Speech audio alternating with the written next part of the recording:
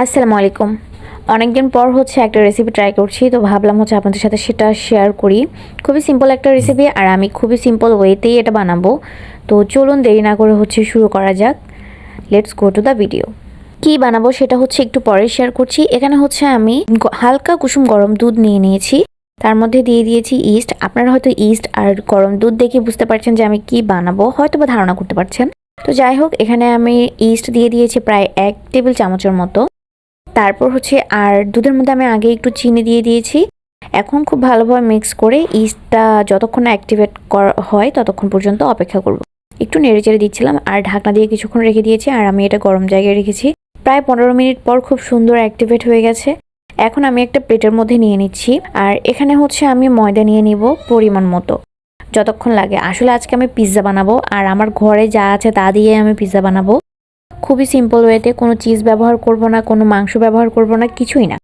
কিন্তু এই পিৎজাটা খেতে যে এত বেশি মজা, আর আমার হাজব্যান্ড আমার ছেলে দুজনেই খুবই পছন্দ করে।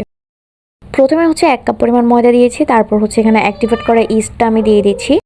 এখন একটু একটু করে মেখে নিচ্ছি, একসাথে দিনই, কারণ হয়তো বা নরম হয়ে যেতে পারে। প্রয়োজন অনুযায়ী আমি মিক্স করে নিব। তো এখানে একটু একটু দুধ আর একটু একটু ময়দা দিয়ে আমি ভালোভাবে একটা সুন্দর ডো তৈরি করে নিব। আর আটার থেকে ময়দাটা ব্যবহার করলে ডোটা খুব সুন্দর হয়, খুব ফ্লাপি হয়। এখন হাত দিয়ে আমি খুব ভালোভাবে মিক্স করে নিচ্ছি। আমি কিন্তু আগে এখানে লবণ ব্যবহার করিনি, কারণ অনেক ভিডিওতে দেখেছি আগে নাকি লবণ ব্যবহার করলে ইস্ট অ্যাক্টিভেট হয় না। তো ওই রিস্ক আমি কখনো নিইনি, যদিও আমি জানি না। তো লবণটা আমি পরে একটু ব্যবহার করেছি। আর যে ডোটা আমি বানিয়েছি এটা কিন্তু খুব ভালোভাবে হাত দিয়ে মিক্স করে নিতে হবে, যতক্ষণ না একদম সফট হয়, একদম ফ্ললেস হয়। তো এই জন্য বেশ সময় নিয়ে আস্তে আস্তে করে আমি এটা মথে নিচ্ছিলাম।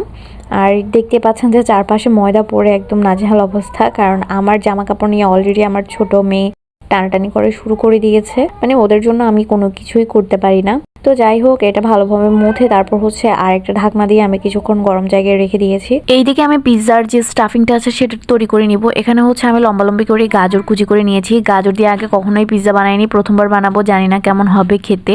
তো গাজরটাকে আমি হালকা একটু ভাজা করে নিয়েছি, খুব বেশি ভাজা করার আসলে দরকার হয় না। একটু ভাজা করার পর এখানে আমি সয়া সস দিয়ে দিয়েছি লবণ দেওয়ার আগে। এরপর প্রয়োজন মতো লবণ দিব, যতটুকু দরকার হয় আর কি, টেস্ট অনুযায়ী। সয়া সসটা দেওয়ার পর আবার একটু নেড়েচেড়ে নিচ্ছি। একটু নেড়েচেড়ে নেওয়ার পর এখানে আমি দিয়ে দিব ডিম। আমি ডিম দিয়েই পিৎজাটা বানাবো। এর আগেও যতবার বানিয়েছি চিকেন আর ডিম দিয়ে বানিয়েছি। তো এখন এই যে মাঝখানে আমি একটা ডিম ভেঙে দিচ্ছি। ডিমটা ভেঙে দিয়ে তারপর আবার খুব ভালোভাবে গাজরের সাথে নেড়েচেড়ে একটু ভেজে নিব। খুব বেশি ভাজা করার আসলে প্রয়োজন হয়ই না এগুলা, কারণ গাজরটাও একটু ভাজা করে নিলে হয়, আর ডিমটা তো যতক্ষণ না সেদ্ধ হয় ততক্ষণ। তো একটু নেড়েচেড়ে এখানে আমি সামান্য পরিমাণ লবণ দিয়ে দিয়েছি, যতটুকু আর কি লাগে টেস্ট করে তারপর দিয়েছি। এখন একটা বাড়িতে স্টাফিংটা তুলে নিচ্ছি। এটা আসলে খালি খালি খেতেও বেশ মজা ছিল। আমার হাজব্যান্ড আর আমার মেয়ে একটু একটু করে খেয়ে নিয়েছে, বাট ওদেরকে আমি খুব বেশি খেতে দিইনি, কারণ কমে গেলে আবার পিৎজার মতো কম হয়ে যাবে। আমি বানিয়েছি অল্প একটু। তো এই যে পিৎজার ডোটা অনেকটা ফুলে গেছে, এখন এটা আমি বাতাসটা বের করে আর একটু মথে তারপর সেট করে নিচ্ছি যে ফ্রাই প্যানে বসাবো। তো এই ফ্রাই প্যানটাতে আমি একটু তেল দিয়ে দিয়েছি। তেল দিয়ে তারপর ডোটা একটু মেখে নিচ্ছি। মেখে এভাবে একদম খুব চারপাশে ছড়িয়ে ফ্রাই প্যানে সমান করে দিই। তো এটা কিছুক্ষণ আবার রেখে দিয়েছি, যতক্ষণ না এভাবে ফুলে ওঠে। বেশ কিছুক্ষণ ঢাকনা দিয়ে রাখলে আসলে এটা অনেকটা ফুলে যায়। তো এখন এখানে আমি সস দিয়ে দিচ্ছি। প্রথমে টমেটো সস দিয়ে দিচ্ছি, এটা একটু স্প্রেড করে নিব। তার উপরে দিব মেয়োনিজ। মেয়োনিজটা আমি বাসায় বানিয়েছি, মানে পিৎজা বানানোর আগে মেয়োনিজটা বানিয়েছি। আর মাশাআল্লাহ ওই দিনের মেয়োনিজটা একদম এত সুন্দর হয়েছিল। আমার আসলে মাঝে মাঝে মেয়োনিজটা কেন জানি হয় না। যাই হোক, খুবই সুন্দর একটা মেয়োনিজ ওই দিন বানিয়েছি। এখন টমেটো সসের উপরে মেয়োনিজটা দিয়ে আবারও খুব ভালোভাবে স্প্রেড করে নিব চামচ দিয়ে। আর মেয়োনিজের পরিমাণটা আমি একটু বাড়িয়ে নিয়েছি, যেহেতু চিজ ব্যবহার করব না। এখানে মেয়োনিজের টেস্টটাই মেইন। আর এই মেয়োনিজ দিয়ে খেতে যে এত বেশি মজা লাগে আমার কাছে পিৎজাটা। তো মেয়োনিজ দেওয়ার পর এখানে আমি একটু ম্যাগি মশলা দিয়ে তারপর সেটাও একটু মেয়োনিজের উপরে চামচ দিয়ে নেড়েচেড়ে মিক্স করে নিব, যাতে সব জায়গায় খুব ভালোভাবে মিশে যায়। তো ম্যাগি মশলাটা আমি দিয়ে দিয়েছি, পুরো 1 প্যাকেটই দিয়েছি। এখন মিক্স করে দিয়েছি। তারপর উপরে এখন যে স্টাফিংটা আমি ভেজে রেখেছিলাম সেটা দিয়ে দিব। তার আগে দিয়ে দিচ্ছি এখানে একটা পেঁয়াজ কুচি। পেঁয়াজকে আমি একদম ছোট ছোট করে কুচি করে কেটেছিলাম। পেঁয়াজ কুচিটা এটা আসলে গাজরের সাথে ভেজে নিলেও হতো, বাট কাঁচা দিলে খেতে একটু ভালো লাগে। তো এখন ছড়িয়ে ছিটিয়ে পেঁয়াজ কুচিটা দিয়ে দিলাম। আর এরপর হচ্ছে উপরে যে গাজর কুচিগুলো ছিল সেগুলো দিয়ে দিচ্ছি, খুব ভালোভাবে চারপাশে ছড়িয়ে দিচ্ছি যাতে সব পুরো পিৎজার মধ্যে একদম সুন্দর করে সমানভাবে হয়। অনেকে ভাবতে পারেন এইভাবে আসলে পিৎজা বানালে খেতে কেমন হয়, খুবই মজা হয়, খুবই মজা হয়, বাসায় একবার ট্রাই করে দেখতে পারেন। মানে এখানে আসলে পিৎজার সসের যে টেস্ট ওটাই হচ্ছে মেন, আর ডিম মশলা এগুলোর একটা টেস্ট আসে, তো বাকি পেঁয়াজ আর গাজর দেওয়ার কারণে টেস্টটা আরও একটু ভালো আসে। তো যাই হোক, পিৎজার উপরে খুব ভালোভাবে আমি এগুলো ছড়িয়ে দিয়েছি।